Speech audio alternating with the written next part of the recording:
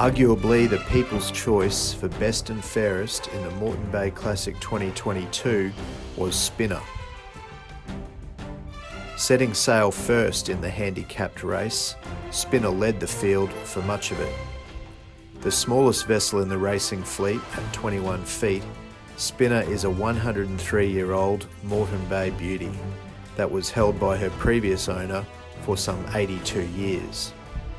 A memorable moment in her rich history.